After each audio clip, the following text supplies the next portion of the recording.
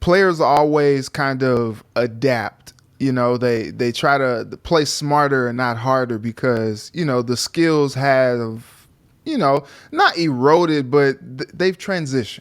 How about that for a word? Well said. They've transitioned a little bit. And so, there were a few games last year where you were like, okay, does he still have it? I'm not sure. And then you just didn't hear his name called a lot, right. Hey, I haven't heard Harry's name called in like 3 weeks. What's going on with Harry, man? Right, but then he had the play against the Steelers, I believe, on that Thursday night game to kind of save the game for them, and you were just like, oh, okay, all right, he's still that guy, he's still him, and I think he still is very productive even at his advanced stage, I guess we would call it, and that's still a guy that I'd rather have out there, over a lot of guys in the league. Right. I think him landing at 7 is fair because, maybe only 5 or 6 guys you'd rather have in all of the NFL over him. Here's the kind of wild thing about this list. 5 of the top 6 guys are all from the AFC.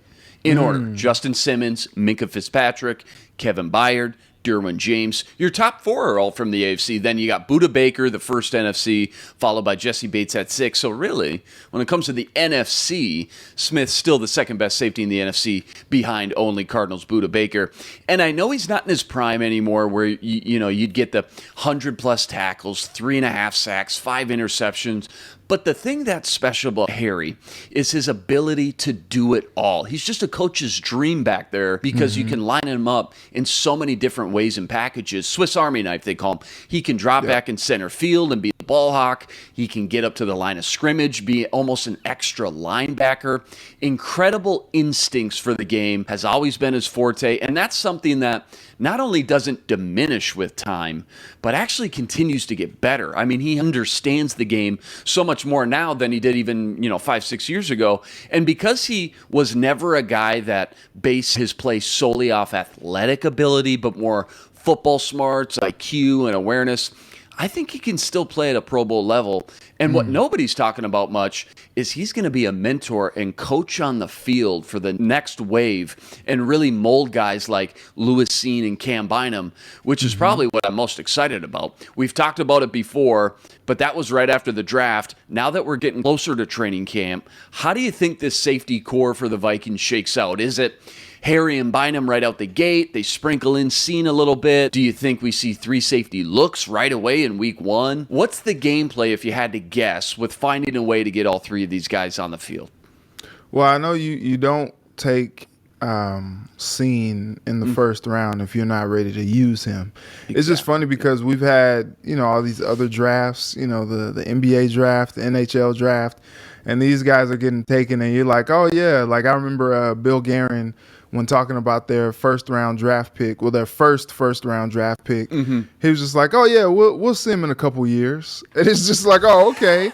But that's how those sports go. But in the NFL, you draft guys, unless it's like a quarterback and you already have one and you're just ready to stash the guy, for a year, let him hold the clipboard and really learn from a guy like blank, for a year before he gets, his first action. You look at like a Patrick Mahomes, his first year behind Alex Smith or something like that. But usually when you take these guys, especially in the first round, you're looking at guys that can make an immediate impact. And maybe I can see, because Bynum has a little bit more experience in the NFL, having, started those couple games last season, maybe you do start with Smith and Bynum for, a game or 2, but I can see them rotating Seen in and getting him some snaps in those games. And then maybe we do see them employ the 3 safety look, because I do think Cam Bynum is talented and should be out there on the field, but I also think that Lewis Seen is talented and should be out there too.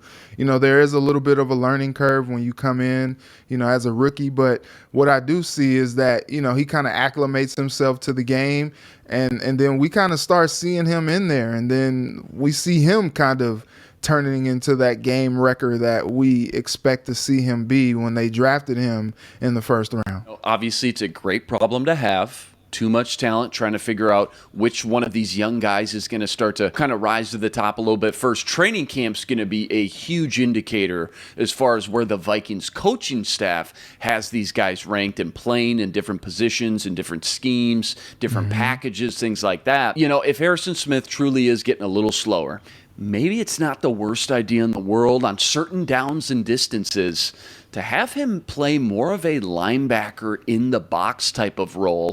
And then you have Bynum and Scene back there. Now, obviously, they got 4, even 5 linebackers right now on paper to be the starters with Brian Asamoah. But I'm just saying, guys get dinged up throughout the year, or you notice maybe Harry's just not the center fielder ball hawk that he once was. You can still put out 2 great young athletic safeties back there and have Harry more as maybe a hybrid linebacker, strong safety kind of guy.